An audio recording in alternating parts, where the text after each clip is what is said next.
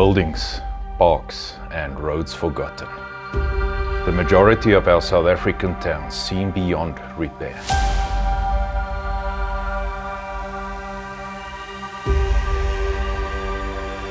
But we believe that there is hope.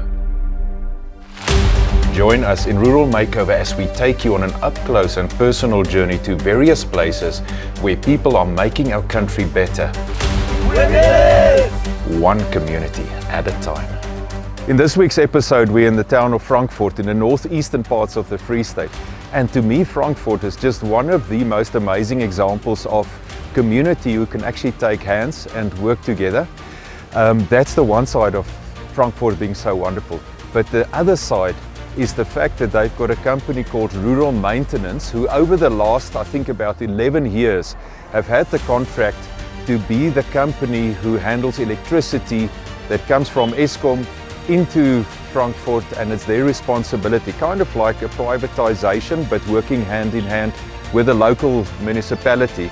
And this has made not only Frankfort, but the whole of the Mafube Municipal area a really, really attractive, successful place, a wonderful place to live, but also for new business to come here.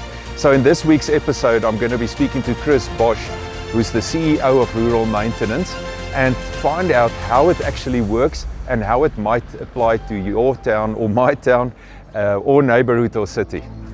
Before we speak to Chris, Frankfort is part of the Mafube Municipal area consisting of Frankfort, Tweeling, Villiers and Cornelia. And remember, we already featured Mafube as part of what makes the Eastern Free State lekker. And you can watch it on African Splendor and Travel right here on this YouTube channel called New Road Studio. Mafube has a very successful community forum called Mafube Business Forum, and they really keep the community together. We are a community-based forum and organization where we try to establish a healthy platform from where local economic growth can take place and try and fix our municipality from the problems within as well, and create some job opportunities for the local people and try and get businesses to get to Mafube. We as Mafube is lucky to have someone like Rural Maintenance because I think we are one of the municipalities with the best electricity distribution facilities and structures in South Africa. We as Mafube Business Forum has many success stories. One of the main success stories is to really get the whole of the community together, to make them feel that it's their responsibility with regards to looking after their municipality. As we all know that the municipality is not a government or a political institution, it's a community institution, and therefore we need to take the responsibility. The Frankfort offices of Rural Maintenance is just outside town, right next to a substation. And like many other Free State towns, agriculture is really the main thing driving Frankfort. So this comes as no surprise that on both sides of the Rural Maintenance offices there are two massive co-ops, namely Afgri and VKB. I spoke to Chris in their Rural Maintenance boardroom, and I really encourage you to watch all the way through to the end, especially if you are also concerned about your own town. I really love what you guys are doing here. It's absolutely amazing. To me, what you do in Mafube and your partnership with the municipality really is unique. I haven't really seen a partnership like this in other municipal regions, and I wish we could have the same in ours. But can you maybe just explain to me what is it that Rural Maintenance does in this municipality? What is your deal here? What do you actually do? Well, the fact that you raise it as a partnership, we're very positive that going forward it really is going to be a partnership. We've gone through a tumultuous time over the last couple of years with all the corruption and criminal elements and political interference. So it was tough, but we finally, I think we've really found each other, because think of it, if we are we are responsible for electricity services delivery in Mafube's 4 towns: Frankfort, Cornelia, Villiers, and Tweeling. Now, if we cooperate with the municipality, can you imagine how easy it would be to do a development, to relocate a factory, to actually do agricultural processing? It would be a breeze, and that's exactly why we have taken up the responsibility of doing the electricity distribution on behalf of the municipality, is because we can deliver the goods and we can deliver the service, and we can do it economically. So we are looking forward to a good relationship with the municipality on the last couple of years, about 11 years that's left. Yeah, it's great to hear that, and I know about some of the tumultuous things in terms of the relationship. I always maintain that it's better that we work together rather than us as residents fighting with the municipalities, because we're so much part of it in any case. But can you maybe, I now know you involved with electricity, but explain to me a little bit more what it means practically. How does it work if you're saying you're handling the electricity on behalf of the municipality? So typically in Mafube, what we do here is we receive electricity at 4 various locations in the 4 towns from Eskom. So we receive bulk electricity.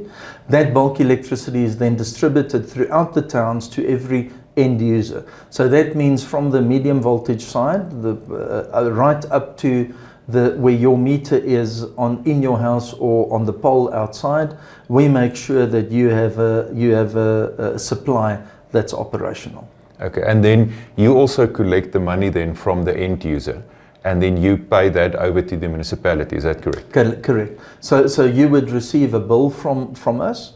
You will pay that bill to us. We then collect everybody's revenues, and we actually make payment of it to the Eskom bulk account, and then that which is left over we use to actually do the network upgrades, to pay our staff, pay the vehicles, tools, materials, everything that's needed to operate. So in essence, where 20 years ago electricity was so cheap and it was a revenue income generating tool for municipalities, today, 20 years later, we're sitting with electricity which is hugely expensive, and it actually is a liability in nearly all of the municipalities today, bar the few big metros. Electricity costs exceed what the revenues are which municipalities collect, and that is concerning, and that's why there's a struggle. So currently electricity supply is no longer a boon for municipalities. It's rather let's keep our liabilities as small as possible. But in this municipal area where you're now managing it, is it like an income for the municipality? Yes. So first of all, when we started here, the municipality, what they collected and what they had to pay Eskom, they were out of pocket by, I think, about 10 million rand a year. So before they even bought a vehicle or bought material or put fuel into their service vehicle, they were already 10 million rand in the negative. And then they still had to have all those expenses. So what we did in essence in Mafube is we took the 10 million, the minus 10, and we made it 0 overnight, so they didn't have that loss anymore. So they were no longer out of pocket. Correct. Yeah. And secondly, we added a royalty of a couple of percent, that on all the revenue that we bank, we pay them a royalty. So they now get 300,000 or 400,000 rand a month, for which they actually doing absolutely nothing. Yet services are happening, and there's no risk to the municipality because we carry the risk. Okay, so there are 2 things that are important to me here. So the first one is, instead of the municipality being out of pocket with 10 million per year, they are earning, say, 4 or 5 million per year now. Correct. And they don't have to work for that. You are providing that service. Correct. But you're still doing it with the cooperation as it is, because you're in the area. So that's on the one side. Now the second thing with that is, and I know this because you told me this before, but I want you to explain it to me and maybe give me some statistics.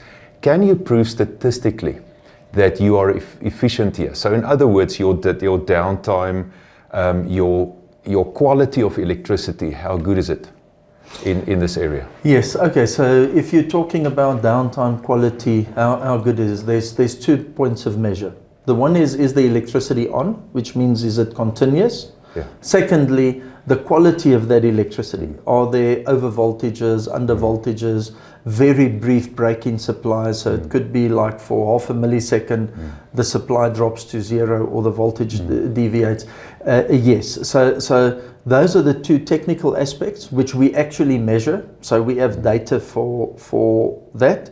We know that you probably will receive a better level of service here in Frankfort, where we're sitting now, than what you will receive in perhaps most of the other metros in South Africa, because our network is well maintained.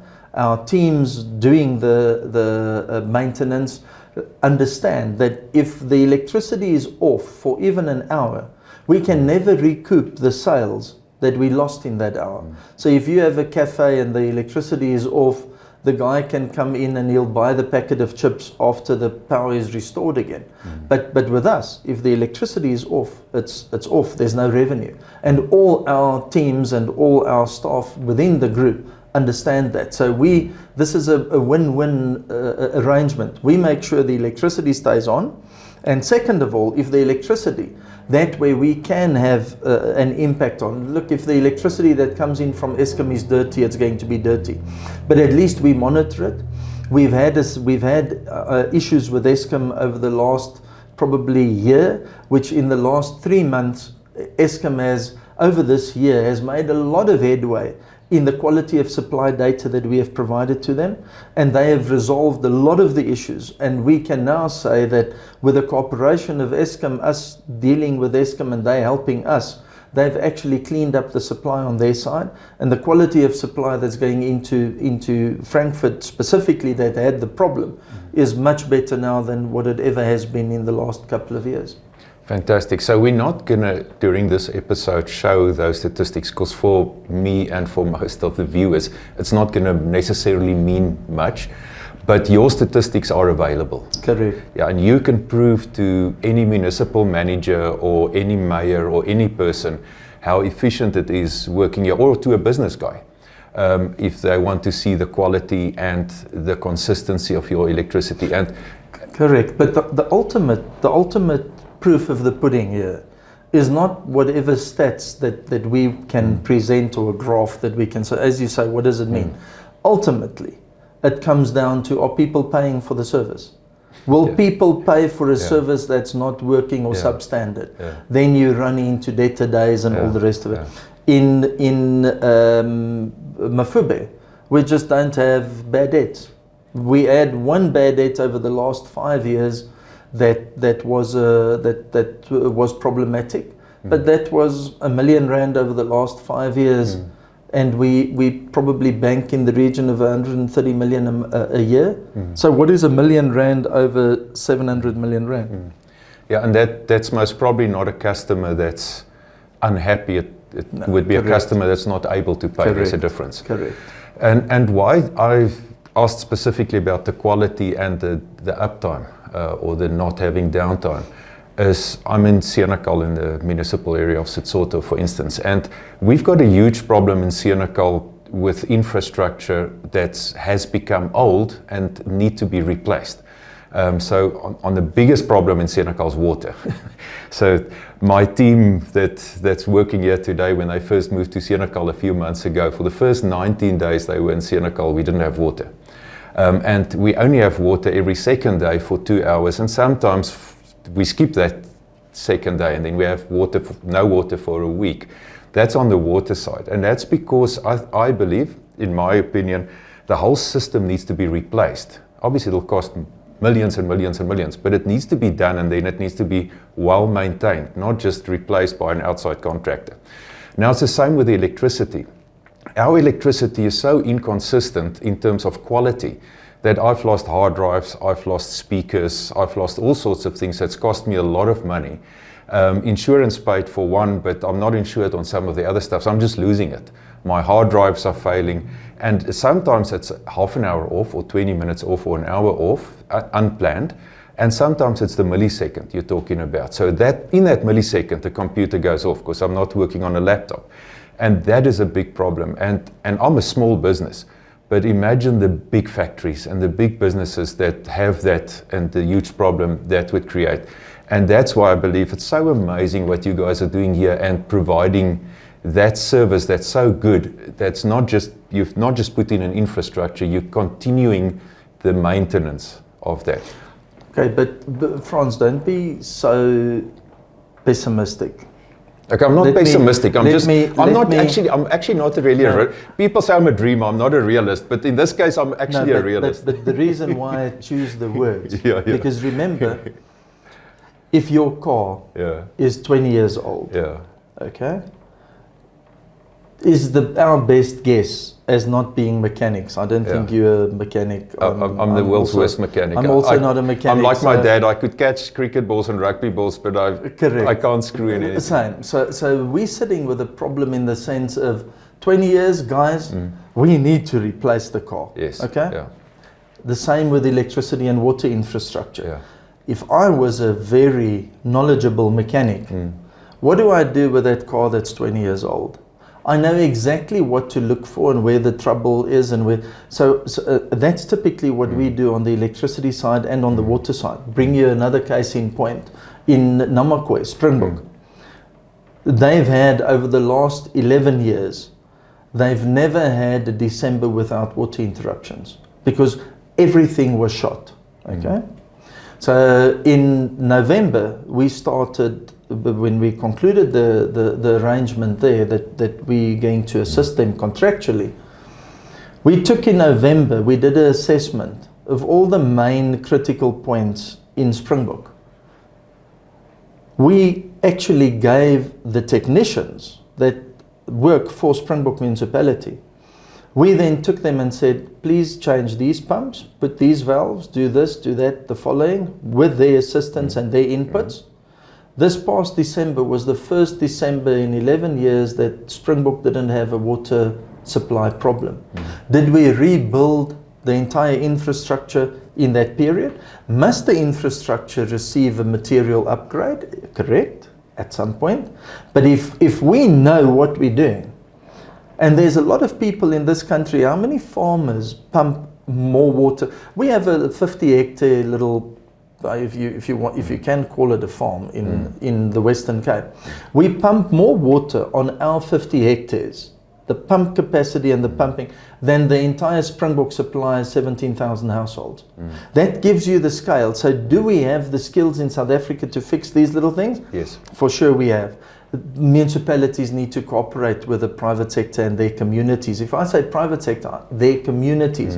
There's farmers in those communities. There's guys that sell irrigation equipment in those communities. So our niche is, yes, we come in, we need to spend perhaps R1 billion on a network, but we don't spend that on day one. Our first core is make sure that the electricity is continuous supply and quality. Water, the same thing. Water must be continuous, and it must be quality. We test water, we test on, as you will know, tested differently. So for us now, jumping into a Springbok or a Mafube, within 6-7 months, people see a material turnaround in the quality product that they receive, the accuracy of their bills, and suddenly people start paying. Now that we've generated a cash flow, we now take that money and we take certain portions of the network, what's most critical, take it out of service, replace it, the next section. So over a period of 4, 5 years, 6 years, we have actually now done exactly what you have said, replace the network. But if we see we need to replace the network, we may be missing the quick gains, like in Senegal. Doesn't matter, there's still pipes under the ground, but the big thing, the pumps, the valves, that's where are those pipes? We don't know where all those pipes are. So if we do the basics right first, and then see what are the critical components of failure in that, we actually now fix our 20-year-old car and we get another 20 years out of it. And the next car that we buy, we don't lease it. We buy it cash because we've saved enough money in the next 20 years that we buy a new Okay, car. now I understand why you were calling me a pessimist. So you're saying we don't have to necessarily replace all of Senegal's pipes for the water and the whole electricity grid all in one. You, with your knowledge that you have, you can replace the critical things first. Now, in order to replace the critical things first, I suppose what's important is having good stats from the municipality of where the problems are. So in other words, if there's a pipe that's burst now, or like you need to have, I think what's that report, there's like a report from the municipality that you need in order to get that. We've asked a few times whether those reports exist, because if the pipe is bursting there today and it's bursting there today, yes, no, you want to know where those problem areas are. I'm not so sure the municipalities throughout South Africa have good reports in order to know where those are. But again, I know that that's where you guys are so good and you have very good reports with that. Are you available to do what you've done here in other towns or municipal areas? They're definitely, and even if it is to guide local communities, if they've set up people in that environment to actually deliver the service. As I said, for us to fix water, there must be farmers there that's willing to actually apply their knowledge. There must be a local electrical contractor, perhaps 3 of them. There must be businessmen in there to say, let's form a community business to actually do the turnaround. We will gladly advise or assist or join them, or for us it's about let's do the right thing. South Africa today, we now need to do the right thing. We are on a knife edge. Our youngsters are vacating, so we had to place job ads to say that, do you want to be a bywoner? I don't know what the English word is for that. Yeah. Do you want to be like this tag along on somebody else's property overseas?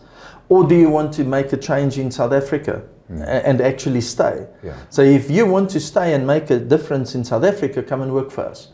And that, you know how many responses we've now got for those ads. So the youngsters are leaving out of desperation, and we can't have our skills leaving South Africa. Exactly. We want them here, but there must be a reason for them and an opportunity for them to contribute. And I think this, what you're talking about, is exactly that. So we're not looking. And that's not the answer, to monopolize our expertise again and let's just keep it for ourselves and for our own profitability. This is now the time that we actually need to look at everybody else. Same reason why you're sitting here today. We must support local. If we don't support local, how is anybody going to make a contribution and a living out there? So we long and the short, yes, it doesn't matter how, but we will assist. Can you think of any negative thing that, having contracted a company like Rural Maintenance, like yourselves here, is there any negative for the municipality? For the municipality, there is not. Yeah. There really is no negative for the municipality. So it's a win-win. It's a win, because where's the liability that they take on? Remember, if the customers stop paying us and we today leave, we decide we don't want to work in Mafube anymore. We've spent 130 million rand, I think, in the first 24, 30 months fixing infrastructure. Just in the last year, we've spent 50 million rand on operations, maintenance, infrastructure upgrades. And we now say we leave.